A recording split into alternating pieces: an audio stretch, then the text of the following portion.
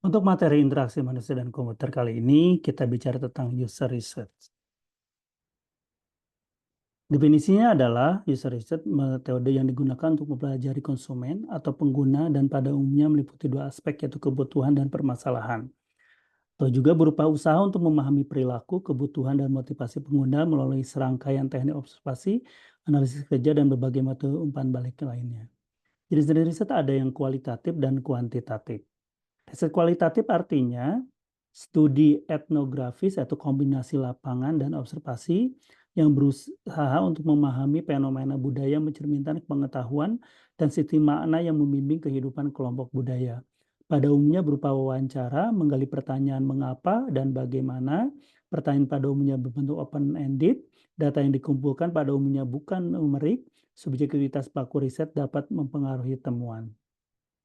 Riset kuantitatif, survei dengan metode terstruktur, data yang dikumpulkan dapat diukur, menjawab pertanyaan apa, di mana, seberapa banyak, seberapa sering, dan lain-lain. Riset digunakan untuk menemukan pola di antara kelompok yang besar, hasil dapat diolah secara statistik, dan data dapat lebih objektif dan tidak bias.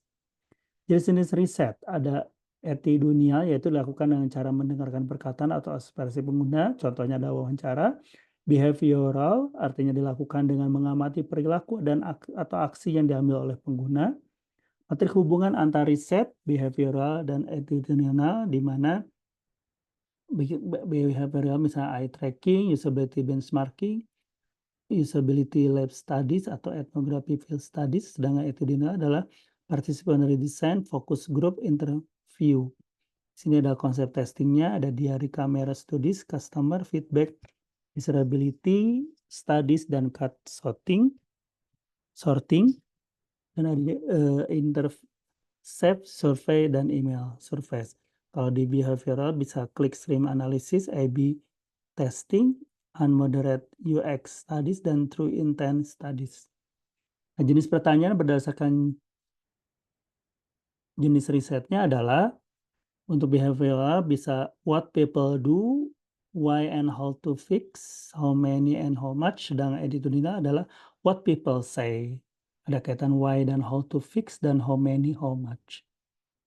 Fase pengembangan produk dan strategi yaitu tahap awal atau permulaan mencari ide atau peluang pengembangan. Execute artinya ide sudah ditetapkan dan produk akan segera dibuat. Assess adalah produk, layanan, atau prototipe sudah dibuat dan sudah sampai di tahap fungsional. User research atau strategize artinya tujuannya mencari ide atau peluang baru, pendekatannya kuantitatif dan kualitatif, metodenya ada studi lapangan, survei, data mining. Untuk yang execute, dia tujuannya ada optimasi desain untuk mengurai risiko salah desain dan meningkatkan usability, pendekatannya kualitatif, metodenya adalah card sorting yaitu menuliskan berbagai elemen yang ingin kita atur pada kartu dan meminta partisipan untuk mengatur kartu tersebut menjadi kategori yang masuk akal. Contohnya adalah mengkategorisasikan produk di Freshmart, apakah produk tersebut termasuk buah, sayur, atau kategori lainnya, studi lapangan, studi usability, dan desirability. Untuk user research tentang assess adalah tujuannya mengukur kinerja produk baik secara mutlak atau relatif terhadap pesaing. Pendekatannya adalah kuantitatif, metodenya adalah benchmarking, online assessment, survei, A/B testing atau membandingkan dua versi dari suatu hal demi mengetahui mana yang bekerja lebih baik.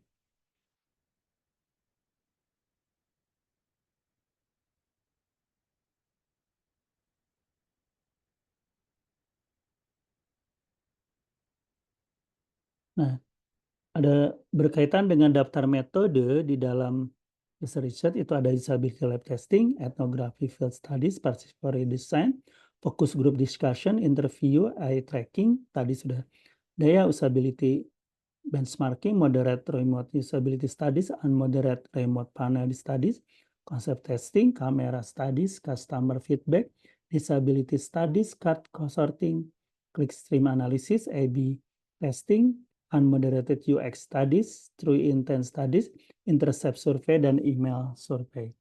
Demikianlah materi kita. Terima kasih.